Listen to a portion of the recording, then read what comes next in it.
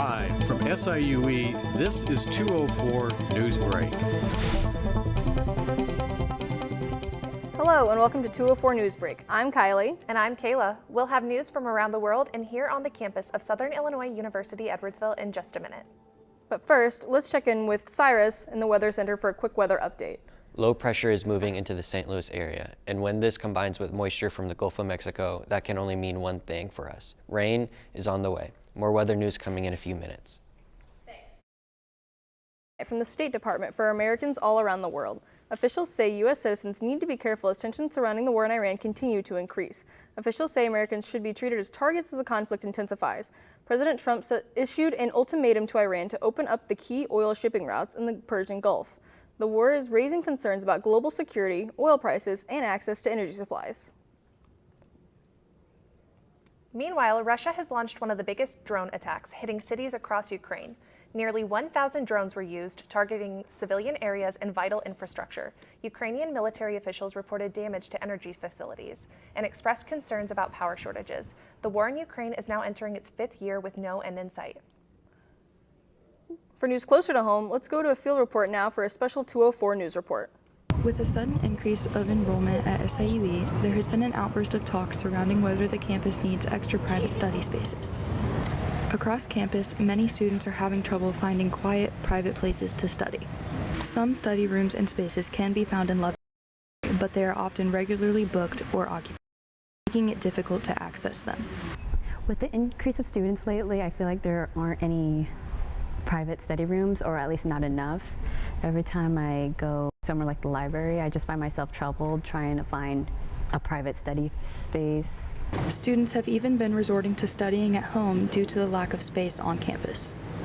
I've not really been too apt to be on campus lately to study just because it's pretty full. Fortunately, though, there is a classroom I'm able to enter that I've been studying in. But yeah, I do hope that we get some new space soon. SIUE students have been voicing their opinions on this matter diligently, even within the school newspaper. Though no matter what, students are persevering and getting work done. As you can see, there has been a lot of discourse on SIUE needing more private study spaces on campus. There has been no statement at this time from SIUE if there will be any changes. This has been Maddie Busby reporting for MC 204.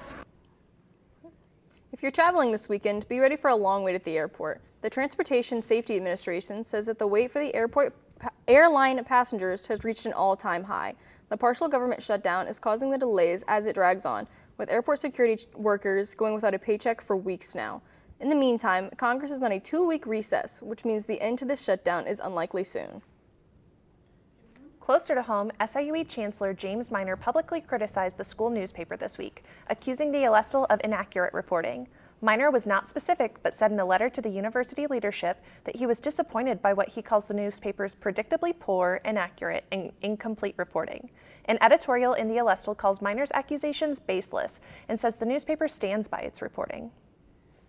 Still ahead, a look at the weather. The long-range forecast may surprise you when 204 News Break continues.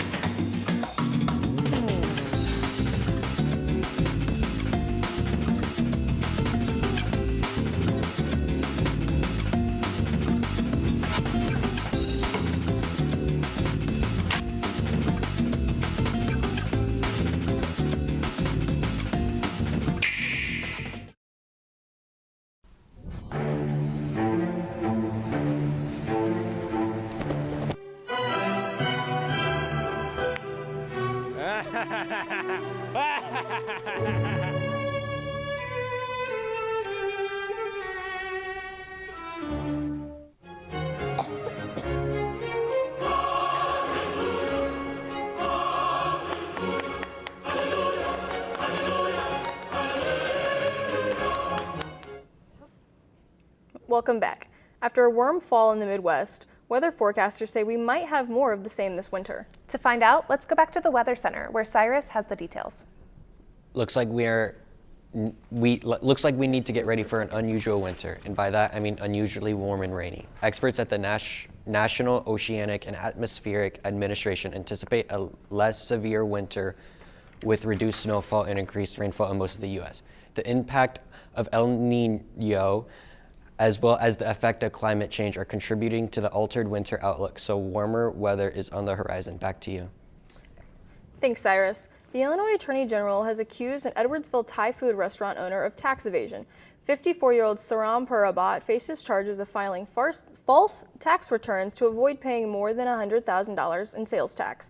Purabat, who owns the popular Zap Thai restaurant, was indicted on 2 counts of theft of government property, in addition to 35 counts of filing false tax returns. Golfer Tiger Woods is also facing charges this week after a rollover crash near his Florida home. Police say Woods was attempting to pass a truck in a narrow road when his vehicle flipped. Woods and a passenger were in his car, but were not hurt. He was arrested on charges of drunk driving and refusing to submit a blood test. Woods had been arrested previously in 2017 for driving under the influence of prescription drugs. Finally, our thoughts go out tonight to SIUE music professor Manny Watts, who was recovering from a lightning strike on campus yesterday. When asked about his shocking experience, he responded, quote, "It really transformed my life. I'm a much more positive person now." Manny told reporters he plans to take charge of his life and shed light on the dangers of playing the trombone in thunderstorms. Watts students say he's not only a great musician, but an excellent conductor as well. Well, that's it for 204 Newsbreak. I hope your world is a better, less shocking, and safer place. We'll see you again tonight at 10. Good night, everyone.